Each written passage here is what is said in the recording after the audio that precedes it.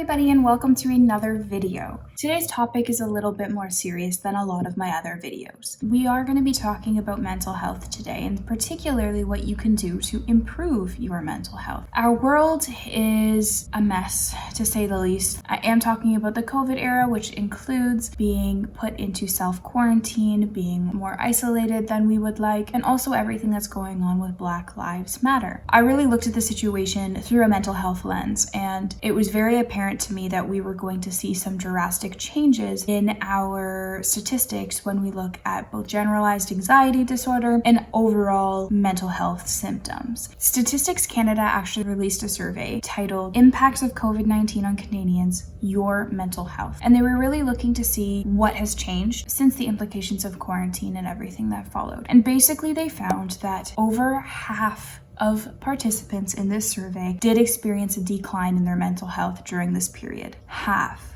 That is a huge percentage. And unfortunately, if you look at the youth population, this is even higher. In the youth population in Canada, of the people who did take the survey, almost 2/3, so 60%, said that their mental health has declined. This is way worse than I could even have imagined it. Mental health was already a serious issue to begin with, and the fact that it has risen so much in the period of 3 months absolutely shocks and disheartens me. That's why I ask you more than ever to share this video. Go ahead, like, comment, subscribe, but really what you need to be doing is sharing this with the people around you. If everybody took 10 minutes out of their day to take care of themselves, they would be more capable of taking care of others. So please sit back, relax, and let's get talking about your mental health.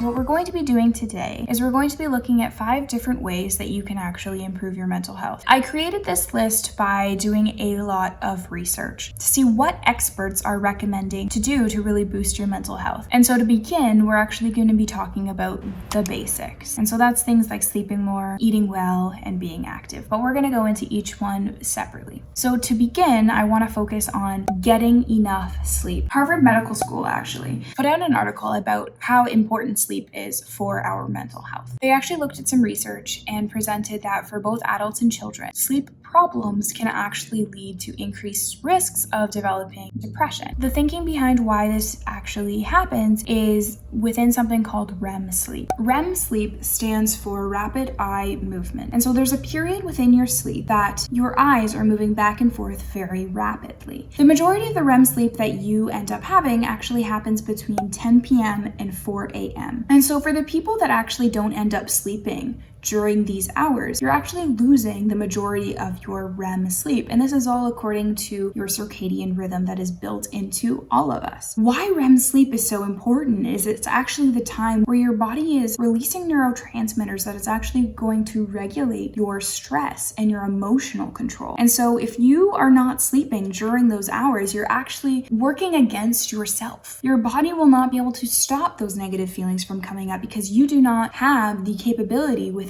those neurotransmitters. And so my bonus for this point is actually that our bodies work best when we sleep in cold environments. And so it was Medical News Today that referred to a study that mentioned that the ideal temperature to sleep at was 60 to 67 degrees Fahrenheit. And so for my Canadian friends, that's actually about 15 to 19 degrees Celsius. That's not chilly. You shouldn't be, shivering in your bed, but you shouldn't be hot. So invest in an air conditioner. That will actually help your mental health. My second basic tip here is to eat healthy, which we have heard over and over and over again, but I wanted to talk about why. What's it doing for us? So it was CAMH, which is the Center for Addiction and Mental Health, that mentioned in an article that the risk for depression was actually 25 to 35% less likely for individuals who ate a Mediterranean or Japanese style diet. So, I found this really interesting because I have always really liked Mediterranean food, but I didn't know what a Mediterranean diet meant. So I did some research. Essentially, if you're eating lots of vegetables, legumes,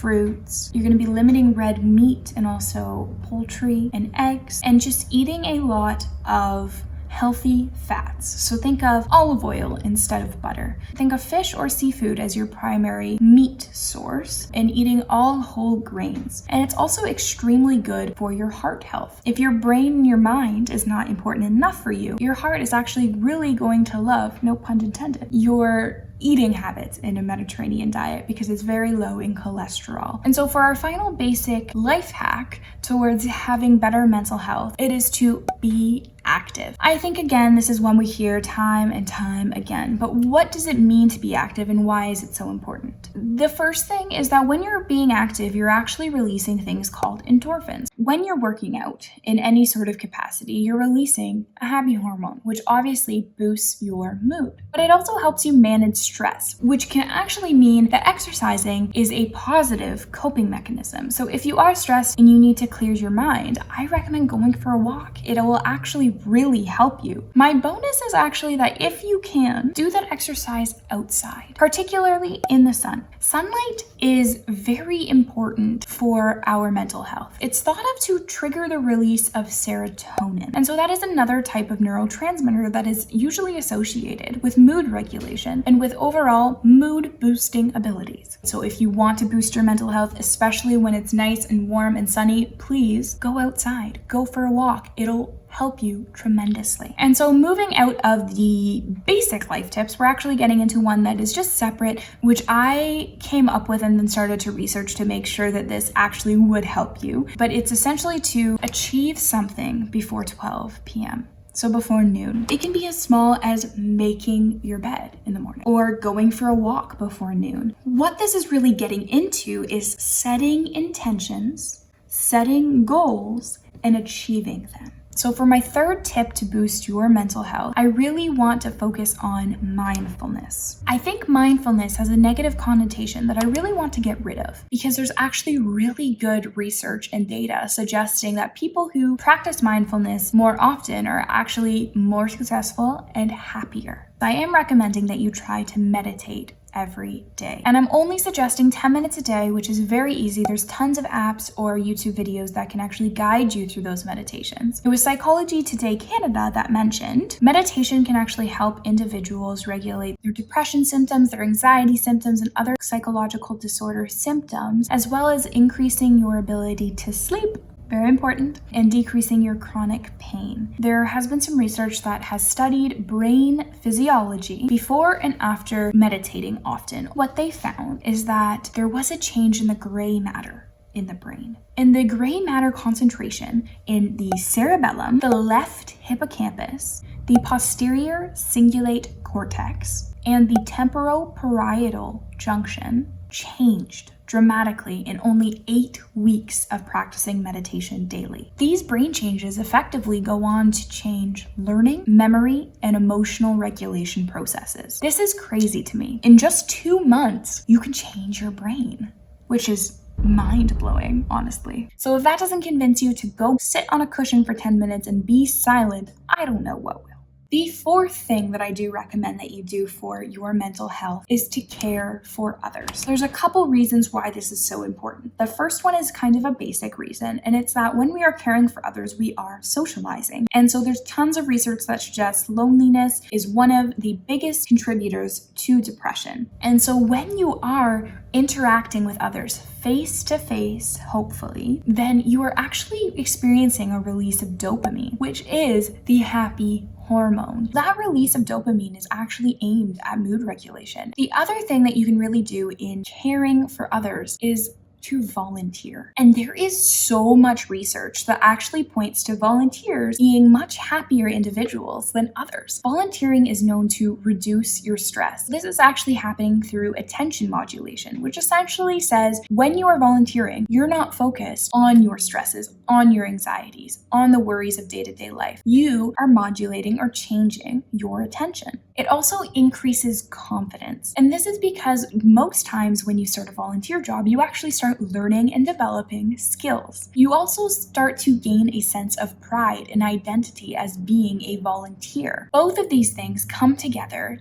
to boost your self-esteem, and you come to think of yourself as a better individual because you are spending your time helping others. And the fifth and final thing that I do suggest for your mental health is one of the most important ones, and that is to get the help you need when or before you need it. And so if there's ever a time where you're not feeling like yourself or you're feeling like you're having some emotional trouble, I highly recommend going to the resources that I will be providing. I think most of us know of Kids Help Phone. It is a 24/7 phone line that you can call at any time to talk to someone who is trained in dealing with mental health issues. And that phone number is 1-800-668-6868.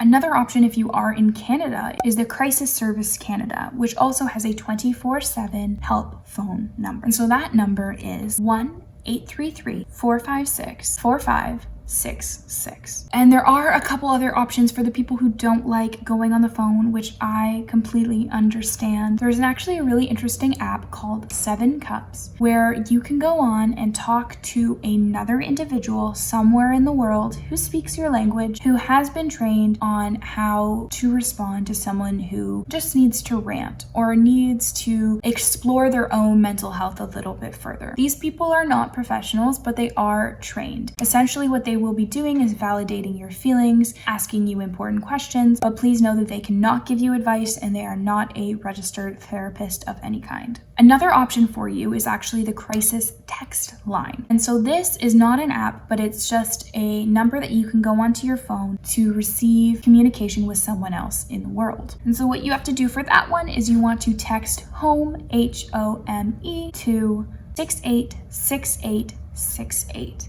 All right, so that wraps up my 5 things that you can do for you. There are lots of great tips in there and lots of great resources as well. I do hope that you are also looking for signs of mental health issues within the people around you. So if you do notice that anybody is not acting the way they usually do, that they're a little bit more blue than normal, they're not wanting to hang out when usually they would, all of those signs and symptoms that we do learn about in school and through mental health initiatives, I do recommend that you share this video with them or you help get them help by talking to a professional. This is a serious topic. It's one that affects me, it affects you, it affects everybody. So please take the time to better your mental health today. Even if it's just 5-10 minutes a day, try one of these exercises and see if it can make a difference. Because you have value, you matter, and you are so important to so many people.